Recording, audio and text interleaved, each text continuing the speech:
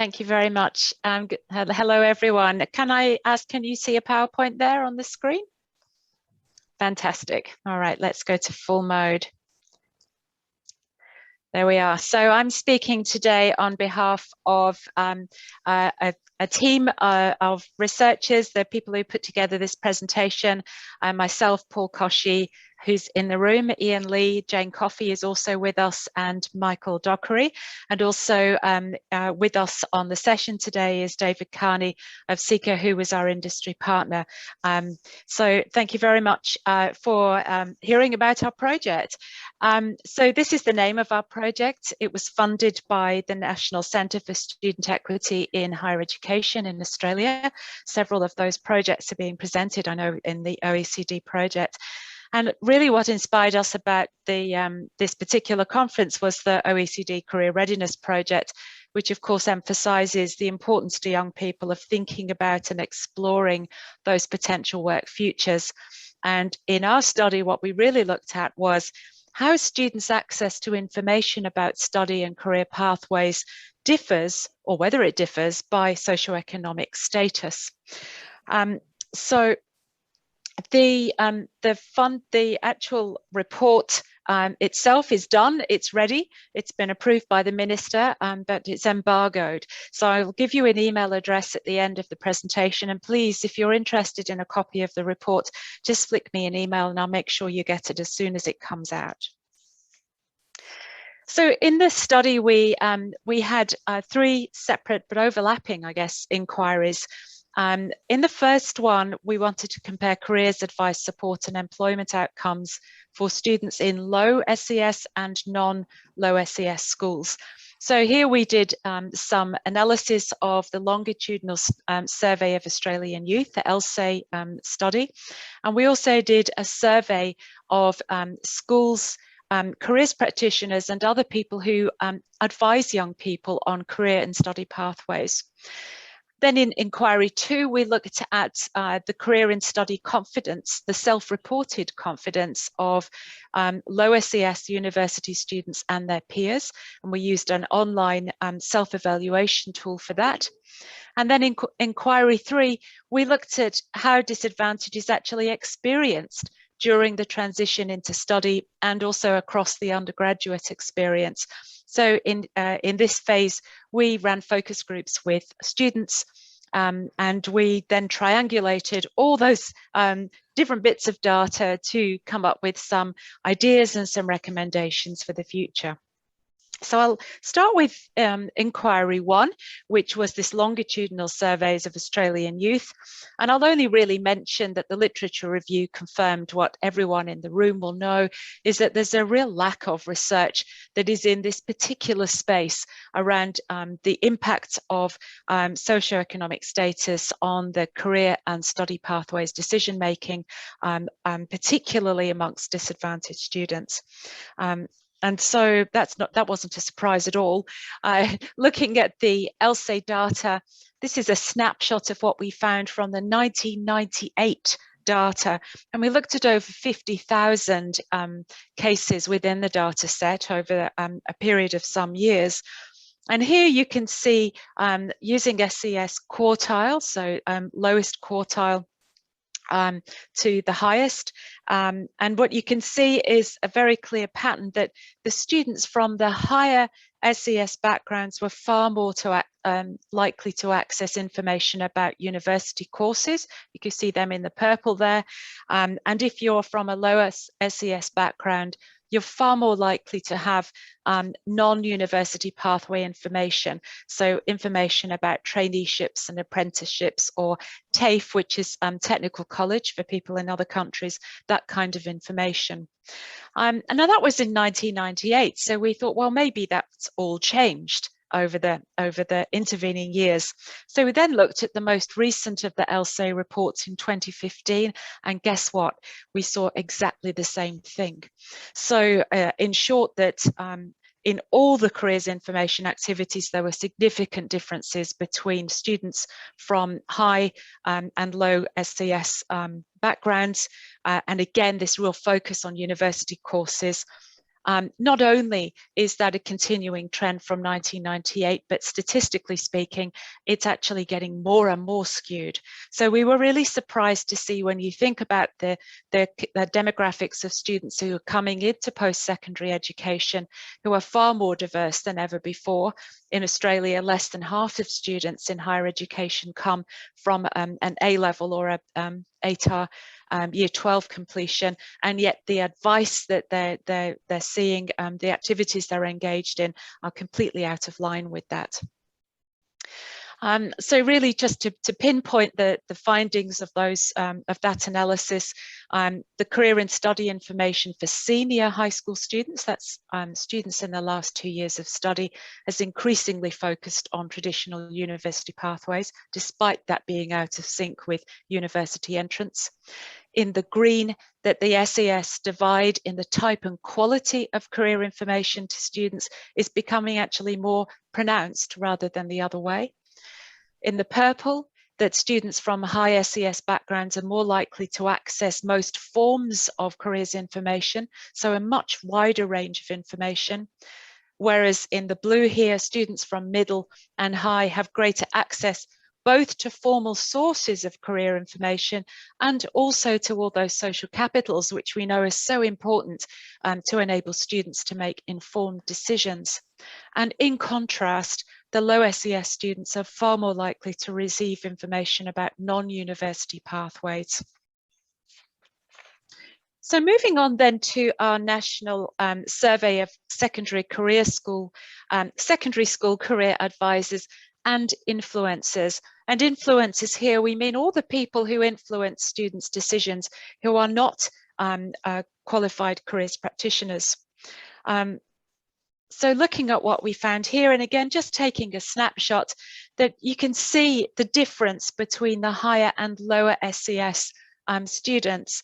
1.5 times more likely to have access to a qualified career practitioner if you're in a higher SES school. We did divide the schools. I know this isn't the normal way of doing it, but we divided them in half for this study, and I'm happy to send you information about that afterwards.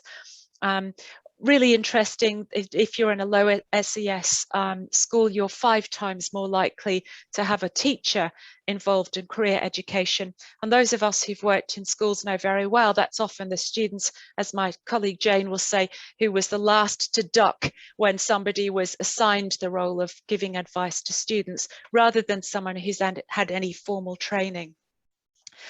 We asked about the challenges that these people face when they're giving guidance to young people, and only 31% of the practitioners, these are the qualified practitioners from the lower SES schools, and only just over half from the higher SES schools, reported that the support they provided was fit for purpose. This is really worrying. So people are very well aware that they can't do all the things they want to do. So we asked them to really try and pinpoint for us the major challenges they encounter. And here we are: access to quality professional development, time to develop career development activities that are appropriate for that community. And really thinking, when we look in the data, a lot of comments about what was fit for a particular community, that there isn't a one-size-fits-all solution.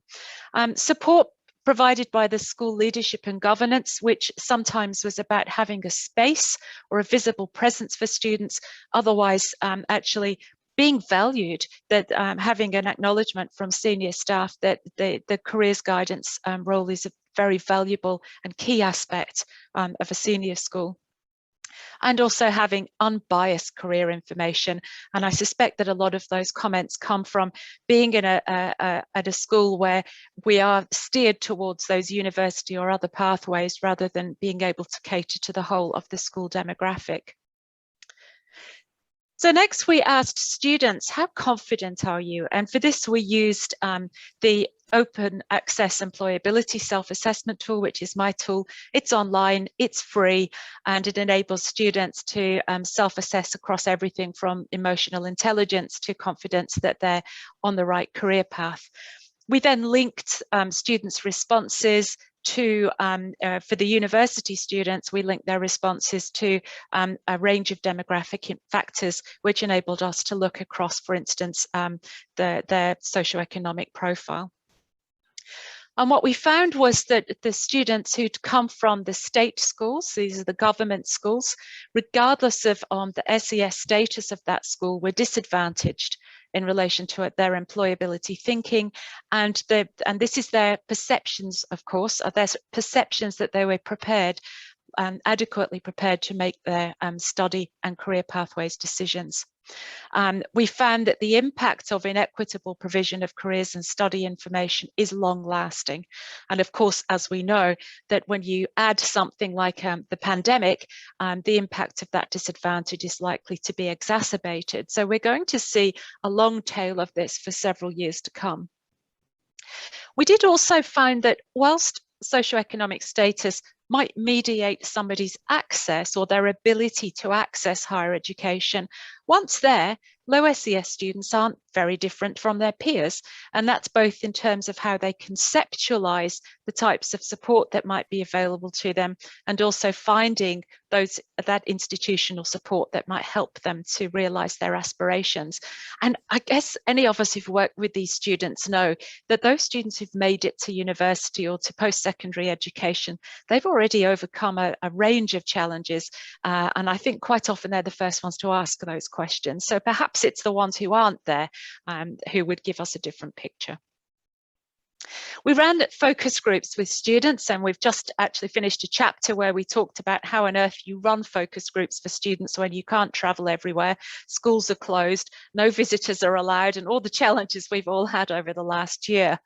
But actually, in a lot of ways, we found that it was quite beneficial once we'd worked out how to do it, because we had a really huge range of students. And I want to share a story with you about what the students named door openers and dream killers. We like stories. I'm sorry, while I just find my story, but I want to do this in the students' words. So this student said, I was pushed into technical education. Everything just happened at once. They spent a week throwing information at us about subjects and jobs and uni. All in the same week, I had to figure out what I wanted to do. The school was very focused on pushing VET, this is TAFE kids, into their corner. The deputy principal, when it came to picking subjects, he focused on picking subjects with the ATAR, the A-level students, university pathway students. He didn't actually help me pick subjects, which is what I wanted to do. I said that's what I wanted to do, and he looked at my grades on the computer and he said, "Oh, honey, don't get your hopes up." He handed me a yellow slip with the certificate courses that were offered at the school, and he crossed off all the university entrance courses. You're either a TAFE kid or an ATAR kid. She said, I was angry. That was a dream crusher. I want to do better. My mum wants me to do better. And then she says, I went to you, my teacher, and you were like the person all of us went to, and you had a way of just telling me things. You gave me a chance to think about it, and you gave me the idea of going to uni. You taught maths and you knew my score. I showed you my yellow slip and you frowned. At the assembly, you found me, took me by the hand and marched me to the principal. You said to the principal, she'll be in my class next year because even if she isn't getting the grade she needs, I know that she's passionate and that's all that's important. I vouch for her. Now, this student went on to university and this student excelled. And it was one of many stories we heard, but I thought really worth sharing that the difference of those door openers and dream killers can be life-changing for students. So key findings.